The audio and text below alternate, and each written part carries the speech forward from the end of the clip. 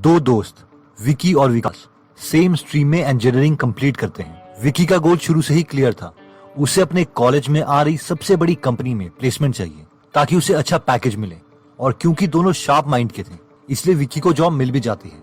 Infosys 6 lakh per annum की salary पर। अब उसे पता है कि कॉर्पोरेट जॉब में पैसे कमाने का एक ही तरीका है, switch and ask for more, यानी थोड़े साल काम करके कंपनीज चेंज करते रहो और नई कंपनी को पुरानी सैलरी स्लिप दिखा के हाइक मांगो।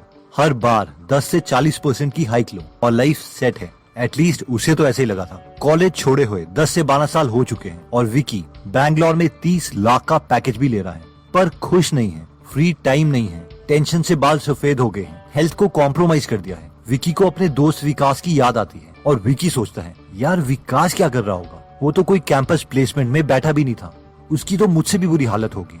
कॉल करके पूछता हूँ। विकी विकास को कॉल करता है और पूछता है, हाँ भाई क्या चल रहा है, पहचाना, मैं विकी बोल रहा हूँ। यार इतने सालों से हमने बात ही नहीं की। विकास कहता है, बढ़िया है यार, मैं ठीक हूँ, तू सुना क्या चल रहा है, कहाँ है आजकल। विकी, बस यार कहाँ हूँगा, बैंगलोर में हूँ, कॉर्पोरेट के धक्के खा रहा हूँ। और थोड़ी प्राउड फीलिंग के साथ बोलता है, हाँ लगा है 30 लाख का पैकेज, अभी कंपनी चेंज करूंगा, नेक्स्ट कंपनी से 35 लाख मांग रहा हूँ, तू सुना क्या चल रहा है। विकास, बस यार तुझे कॉलेज में बताया तो था, मुझे फाइनेंशियल फ्रीडम और टाइम फ्रीडम दोनों चाहिए, अपना काम स्टार्ट करूंगा यही कहा था, वही कर रहा हूँ, खुद का छोटा सा बिजनेस है। विकी, गुड यार, कितना कमा लेता है। विकास, बस यार थोड़े बहुत कमा लेता हूँ। विकी, बता साले कितने कमाता है। विकास, बस कर लेते हैं 1 से 2 करोड़ का बिजनेस पर मंथ। विकास शॉक्ड, वाह यार तूने तो बड़ा एक्सपैंड कर लिया, तू तो सही निकला। विकास, हाँ तुझे बोला तो था यार, मैं मालिक बनना चाहता हूँ, नौकर नहीं। दोस्तों ये बहुत ही कॉमन स्टोरी है जो ऑलमोस्ट हर कॉलेज में हो रही है। डिफरेंस लोगों की कैपेबिलिटी में नहीं, उनके एटीट्यूड में होता है, फाइनेंशियल आईक्यू का होता है। और आज की इस वीडियो में हम रॉबर्ट कियोसाकी की बुक से फाइनेंशियल आईक्यू सीखेंगे, जो हमें नौकर नहीं बल्कि मालिक कैसे बनना है ये सिखाएगी। तो सबसे पहला फाइनेंशियल आईक्यू आता है making more money. Robert Kiyosaki बोलते हैं कि 1969 में यूएस मर्चेंट मरीन एकेडमी से 4 साल का कोर्स कंप्लीट किया और स्टैंडर्ड ऑयल ऑफ कैलिफोर्निया के साथ अपनी फर्स्ट जॉब स्टार्ट करी, जहां उन्हें साल के 5 लाख रुपए के करीब मिलते थे। ये उस वक्त के टाइम एक अच्छी सैलरी मानी जाती थी। लेकिन उसके बाद उन्होंने मरीन कॉर्प्स ज्वाइन कर ली, जहां उन्हें वियतनाम वॉर में लड़ने जाना था। उस वक्त उनके सारे दोस्त वॉर में नहीं जाना चाहते थे, लेकिन उन्हें लगा कि उन्हें अपने देश के लिए कुछ करना चाहिए। लेकिन मरीन कॉर्प्स ज्वाइन करने के लिए उन्हें एक पे कट लेना पड़ा और एक मरीन कॉर्प को साल के सिर्फ 25,000 रुपए मिलते थे। 5 साल मरीन कॉर्प ज्वाइन करने के बाद वो दोबारा से सिविलियन बन गए और उनके सामने सबसे बड़ा चैलेंज फाइनेंशियल आईक्यू नंबर 1 बना, यानी मेकिंग मोर मनी, ज्यादा पैसे कमाने का चैलेंज। रॉबर्ट कहते हैं कि मैंने दोबारा से स्टैंडर्ड ऑयल कंपनी ज्वाइन करने के बजाय एक और पे कट लिया और ज़ेरॉक्स कंपनी ज्वाइन कर ली, जहां मुझे सिर्फ 720 रुपए पर मंथ मिलते थे। मेरी फैमिली को लगा कि वॉर के बाद मेरा दिमाग खराब हो गया है, इतनी कम सैलरी में मैं काम कैसे कर सकता हूँ। लेकिन मुझे पता था कि अगर मुझे अमीर बनना है तो मुझे बिजनेस करना पड़ेगा, जॉब नहीं। और एक बिजनेसमैन को सेल्स की स्किल्स में अच्छा होना बहुत इंपॉर्टेंट है। रॉबर्ट बोलते हैं कि मुझे पता था कि मैं बहुत शर्मीला हूँ और सेल्स में मुझे अच्छा होना ही पड़ेगा, और इसीलिए ज़ेरॉक्स कंपनी में मैंने सेल्स की जॉब स्टार्ट कर ली थी। जब मैं अपने रीजन का बेस्ट सेल्समैन बन गया तो मैंने वो जॉब छोड़ दी और अपना बिजनेस बनाने में लग गया। सबसे पहले मैंने वॉलेट बनाने का बिजनेस स्टार्ट किया। मैंने अपनी सेल्स स्किल से काफी वॉलेट्स बेचे और काफी पैसे कमाए, लेकिन मेरे कॉम्पिटिटर्स ने मुझे कॉपी कर लिया और मेरे जैसे एग्जैक्ट वॉलेट्स वो सस्ते में बना के बेचने लग गए। मुझे पता चल गया था कि मुझे कुछ डिफरेंट करना है, इसलिए मैंने वॉलेट्स में रॉक स्टार्स के नाम लिखवाना शुरू कर दिया और उसे महंगे प्राइस में बेचना स्टार्ट किया एज अ प्रीमियम प्रोडक्ट। इसके लिए मैंने लाइसेंस भी लिया था। इसके बावजूद ये आइडिया फिर कॉपी हो गया और मेरा बिजनेस फिर लॉस में चला गया। मैंने इन लोगों के खिलाफ केसेस भी किए, लेकिन मैंने रियलाइज किया कि मैं ही लॉस में जा रहा हूँ और मेरा वकील जो मेरे लिए केस लड़ता है वो अमीर हो रहा है। वो कहावत है ना कि अगर तुम अपने दुश्मन को हरा नहीं सकते तो उन्हें ज्वाइन कर लो। मैंने भी वही किया।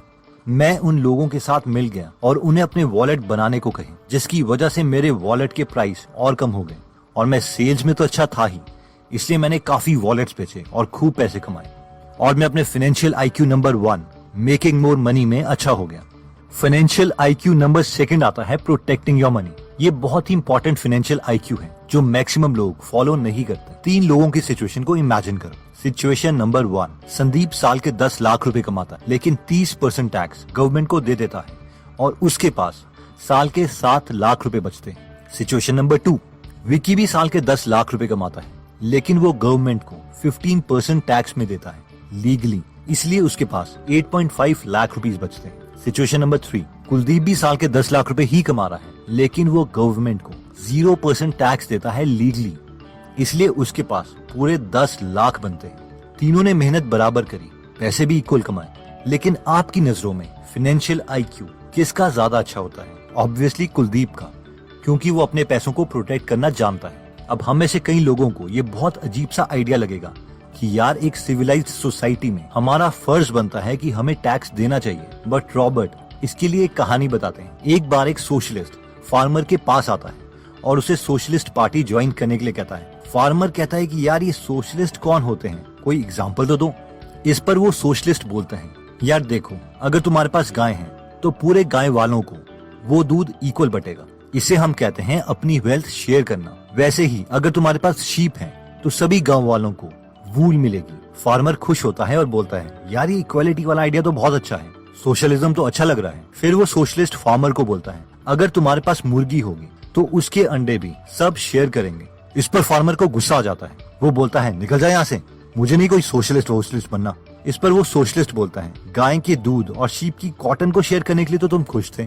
जिस पर फार्मर बोलता है, हाँ, क्योंकि मेरे पास गाय और शीप नहीं है, मेरे पास मुर्गियां बहुत हैं। Moral of the story is, share करने के लिए सब राजी हो जाएंगे, बट कंडीशन ये है कि उन्हें खुद से कुछ ना देना पड़े। और रियल वर्ल्ड में भी ऐसा ही होता है। ये सबसे टैक्स लेके सबके लिए काम करने का आइडिया तो अच्छा लगता है, पॉलिटिशियन को वोट भी बहुत मिलते हैं, लेकिन कोई भी अमीर अपनी वेल्थ शेयर नहीं करता और टैक्स कम ही देता है, क्योंकि टैक्स की बुक में 95% पेजेस हैं जिसमें टैक्स से बचने के मेथड्स बताए हैं और सिर्फ 5% पेजेस टैक्स देने के बारे में। इसलिए अपना फाइनेंशियल IQ बढ़ाओ और कम टैक्स दो। अगर किसी कॉज के लिए डोनेट करना है तो उस कॉज में डायरेक्टली डोनेट करो। नेक्स्ट फाइनेंशियल IQ 3 आता है बजटिंग योर मनी।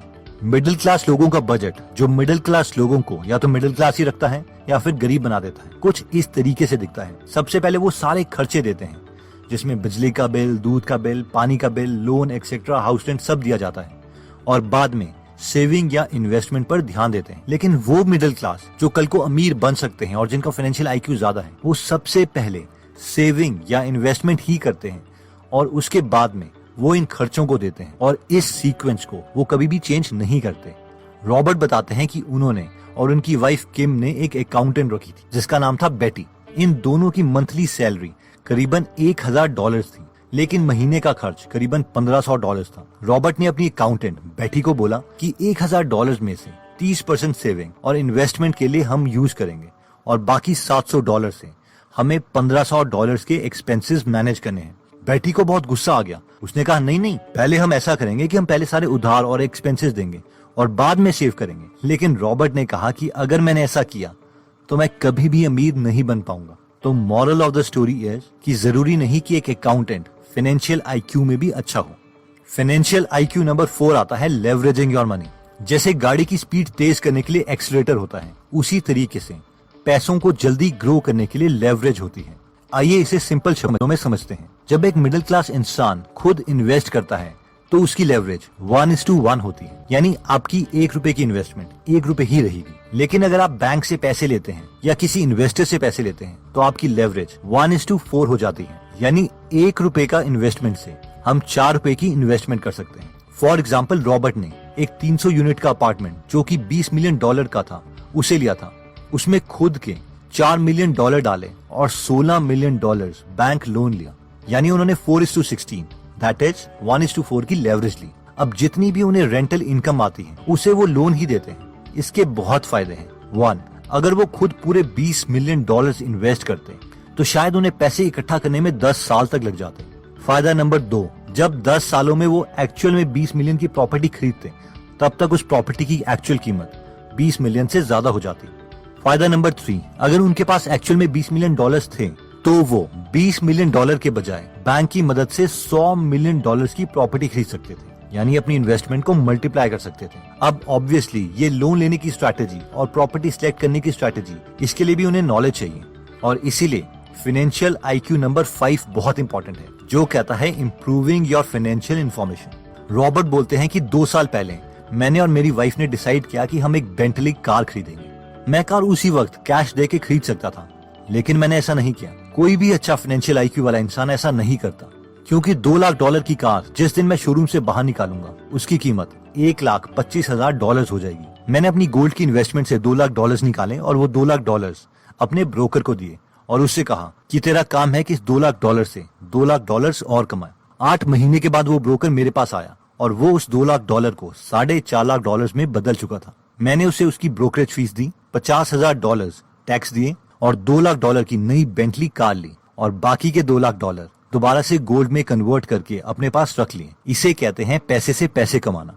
अब ऐसा नहीं है कि हर ब्रोकर आपके पैसे इंक्रीज कर सकता है, क्योंकि 95% ब्रोकर को खुद ही नहीं पता कि वो कर क्या रहे हैं, और एक अच्छा ब्रोकर ढूंढना भी काफी डिफिकल्ट टास्क है। एनीवेज पॉइंट ये है कि एक मिडिल क्लास इंसान के पास जैसे ही $2 लाख जमा होते हैं तो वो उसी वक्त $2 लाख की कार ले लेता और उसके पास $0 बचते। लेकिन एक हाई फाइनेंशियल आईक्यू वाला इंसान अपने पैसों को हमेशा प्रोटेक्ट करके रखता है। अब रॉबर्ट ये एक तरह से मुफ्त की बेंटली इसीलिए ले पाए क्योंकि उनके पास एक सबसे बड़ा एसेट था और वो था फाइनेंशियल एजुकेशन, यानी पैसे की समझ, और वो उन्होंने गेन करी है अपने से पहले आए एक्सपीरियंस्ड लोगों से, उनकी बुक्स पढ़ के, उनके लाइफ एक्सपीरियंस से सीख के।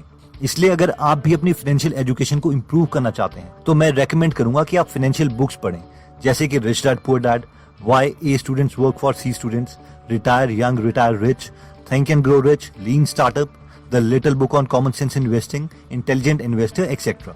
अगर आप इंग्लिश में कमजोर हैं या फिर आपके पास टाइम कम है तो आप हिंदी में फ्री में बुक समरीज सुन सकते हैं गीगल ऐप पर, जहां पर 130 से ज्यादा समरीज हिंदी में फ्री में अवेलेबल है। अगर आप गीगल ऐप में इंटरेस्टेड हैं तो इसका लिंक मैं डिस्क्रिप्शन में दे दूंगा। अगर आप हमारी वीडियोस मिस नहीं करना चाहते तो हमारा पेज लाइक करने के बाद 3 डॉट्स के बटन को प्रेस करके फॉलो के बटन को सिलेक्ट कीजिए और फाइनली सी फर्स्ट के ऑप्शन को सिलेक्ट कर लीजिए। इससे आपको हमारी हर पोस्ट मिलती रहेगी। जय हिंद।